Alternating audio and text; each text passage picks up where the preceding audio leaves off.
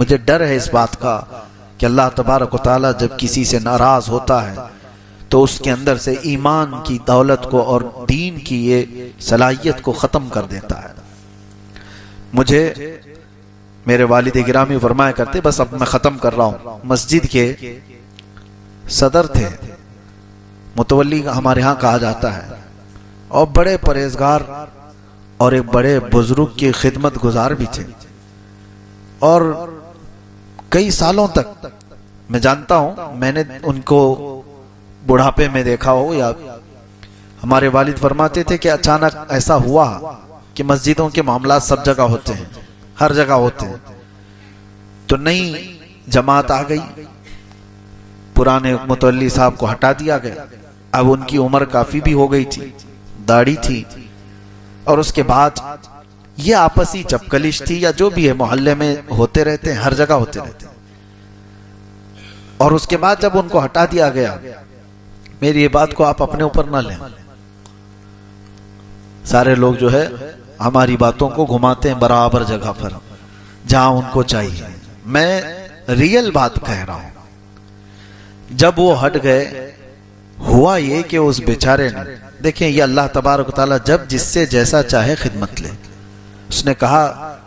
کہ میں اس مسجد کو ہی نہیں مانتا، یہ فتنے کی گڑھ ہے، معاذ اللہ، چھوڑ دیا اس نے۔ جو صدر رہا، متولی رہا مسجد کا، بڑی داڑھی تھی، اور کئی دنوں تک مسجد کو آنا چھوڑ دیا، پھر تھوڑے دن ہوئے، دھیرے دھیرے دھیرے نماز بھی چھوڑ دیا، ختم ہو گئی۔ میرے والد گرامی اللہ ان کی تربت پر رحم فرمائے، اکثر وہ بات بتا کر کے، نام لے کر کے بتاتے تھے، کہا کہ کچھ سال گزرے کہ اس بندے کو ہمارے یہاں اوسی کھیلنا کہتے ہیں، وہ کیا کہتے ہیں جو نمبر لگاتے ہیں، مٹکا، یہاں ہوتا ہے مٹکا کھیلتے، لاٹری والے جو نمبر لگاتے ہیں، کچھ لوگوں کو اس کا نشہ ہے، نمبر لگاتے ہیں لاٹری کے، اور اس کے بعد اس میں پیسے لگاتے ہیں، کیا کہتے ہیں اس کو، سٹا، سٹا ہو کہ مٹکا ہو، الگ الگ جو بھی ہے، اس کی عادت اس کو لگی، اور پیسے جو بھی تھے وہ نمبر جا کر کے لگا کے آتا تھا، دوسرے دن صبح سے لے کر شام تک بیٹھے ہوئے کہ نمبر آیا کیا، نمبر آیا کیا، اس میں پیسے جاتے رہے جاتے رہے جاتے رہے، کنگال ہو گیا۔ وہ متولی صاحب کے بارے میں نے سنا کہ پھر وہ اپنے ہی بیٹے اور بیٹیوں کے پیسے چوری کرنے لگا، یہاں تک نوبت آ گئی، اور بیٹے اور بیٹیوں کو ایک بار دو بار سمجھ میں آئے، بعد میں پھر دیکھا کہ بڑھاپے میں ابا کا حال یہ ہو گیا ہے کہ کہیں پیسے رکھو تو اٹھا کے لے جاتے ہیں، اور وہ سٹے میں لگا کر آ جاتے،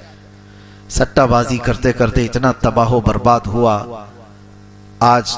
رونگٹے کھڑے ہو جاتے ہیں کہتے ہوئے، رمضان کے مہینے میں شراب کی حالت میں اس کی موت ہوئی۔ وہ شراب پیتا رہا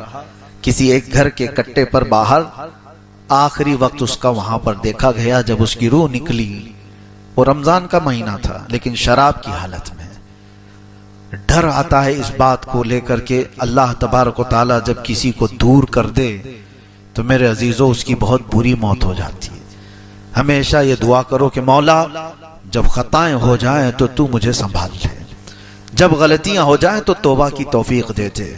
ملحد نہ بن جائے بندہ، دھیرے دھیرے خدا کا انکار کر جاتا ہے۔ یہ شروعات کہاں سے ہوتی ہے؟ ایک بات بتا دیتا ہوں، شروعات بہت چھوٹی چیزوں سے ہوتی ہے۔ نفل کو ہلکا جانتا ہے، نمازوں کو ہلکا جانتا ہے، یہ بھی ہمارے بزرگوں نے فرمایا کسی نماز کو ہلکا مت جانو، کسی بھی مستحب چیز کو، سنت کو ہلکا مت جانو، ارے یہ کیا ہے، یہ تو چلتا ہے، ایسے بہت لوگوں کو دیکھا۔ داڑھی، ارے کچھ نہیں ہے، اس کے بارے میں بحث کرنے لگ جائیں گے، سنت ہی تو ہے،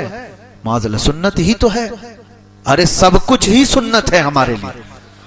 سنت ہی تو ہے کیا؟ نبی پاک صلی اللہ تعالی علیہ وسلم کی ادا سے بڑھ کر کے کیا ہے ہمارے؟ نہیں رکھا الگ بات ہے، لیکن اس کو ہلکا جانا کفر ہے، تحقیر کفر ہے۔ حتیٰ کہ بکری چرانے والے عمل کو بھی کسی نے ہلکا جانا کہ یہ تو گھٹیا عمل ہے، معاذ اللہ وہ کافر ہو گیا، اس لیے کہ انبیاء اکرام علیہ السلام کا عمل ہے، اور یہاں سے بندے کی شروعات ہوتی ہے۔ وہ نفل کو، سنتوں کو ہلکا جاننے لگا۔ ہم نے بہت سارے، مجھے آج یہ بات یاد آتی ہے، ہمارے بزرگوں نے چھوٹی چھوٹی چیزوں پر کیوں پابندی کرائی؟ سنیوں کو دیکھو بغیر ٹوپی کے نماز نہیں پڑھتے، حالانکہ فرض اور واجب نہیں ہے۔ کیوں رکھا جاتا ہے؟ اس لیے کہ تم عام حالت کو، نماز کی حالت کو ایک طرح مت سمجھو، تمہارے دل میں نماز کا ہلکا پن نہ آئے۔ کیوں یہ سب چیزیں رکھی گئیں؟ قرآن پاک کو آپ جس طرح سے، یہ کتاب ہے، یہ ورق ہے، اصل قرآن علم الہی ہے، لیکن اس کا ادب ہمیں کتنا سکھایا گیا، ان اوراق کا، یہ پٹھے کا کتنا ادب سکھایا گیا۔ ہم نیچے زمین پر گرنے نہیں دیتے۔ وجہ کیا ہے؟ تم اس کو عام کتاب ہی سمجھتے رہو، ہے تو یہ کتاب، ہے تو یہ ورق، یہ چھپا ہوا ایسی ہی ہے جیسے دوسری کتابیں چھپی ہوئی ہیں، پرنٹ ہے۔ اصل قرآن وہ علم الہی ہے، وہ فنا نہیں ہوگا۔ یہ تو اوراق والا کتاب، یہ جو ہے یہ تو فنا ہو جائے گی، یہ اوراق جو ہیں یہ تو ختم ہو جائیں گے، بوسیدہ ہو گئے، آپ دفن کر دیے، آپ پانی میں ڈال دیے، کچھ بھی کر دیے، بوسیدہ ہو سکتے ہیں، لیکن علم الہی جو کلام الہی ہے وہ فنا نہیں ہوگا۔ لیکن اس کے باوجود ان اوراق پر موجود کتاب کا بھی ہمیں ادب سکھایا گیا۔ یہ تمام چیزیں الحمدللہ اہل سنت و جماعت میں آج تک برقرار رکھی گئیں، اس لیے کہ یہاں سے شروعات ہوتی ہے اور بندہ اوپر پہنچتے پہنچتے پہنچتے اولیاء کا منکر ہوتا ہے پہلے، اور کہتا ہے یہ غوث خواجہ کیا چیز ہے، یہ اماموں کا کیا ہے، وہ بھی ویسے ہی تھے جیسے ہم تھے۔ وہاں تک بات کرتے کرتے معاذ اللہ پھر وہ رسول تک پہنچتا ہے، رسول اللہ صلی اللہ تعالی، اور اس کے بعد پھر وہ یہ کہتا ہے وہ خدا ہی غلط تھا جو محمد کو پیدا کیا، نعوذ باللہ من ذالک۔ یہ میں نہیں کہہ رہا ہوں، بزرگان دین نے یہ سلسلہ بتایا ہے کہ گمراہ ہونے کے اس کے طریقے کیا ہیں، اور یہ بھی بزرگوں نے فرمایا اللہ تبارک و تعالیٰ جب کسی کو دین سے دور کرتا ہے تو سب سے پہلے اس کو علماء کی گستاخی میں لگا دیتا ہے، علماء کی بے ادبی اور گستاخی میں وہ انسان ملوث ہوتا ہے، اور اس لیے کہ ان سے حسد کرتے کرتے کرتے وہ علم کا دشمن ہوتا ہے، دین کا دشمن ہوتا ہے، اس شکل کا دشمن ہوتا ہے، اور پھر وہ نبی تک چلا جاتا ہے۔ اللہ تبارک و تعالی حفاظت فرمائے، الہاد اور بے دینی سے اللہ ہماری حفاظت فرمائے۔ رب تبارک و تعالی بقیہ قرآن عظیم پر ہمیں عمل کی توفیق عطا فرمائے۔ وآخر دعوانا ان الحمدللہ رب العالمین۔ السلام علیکم۔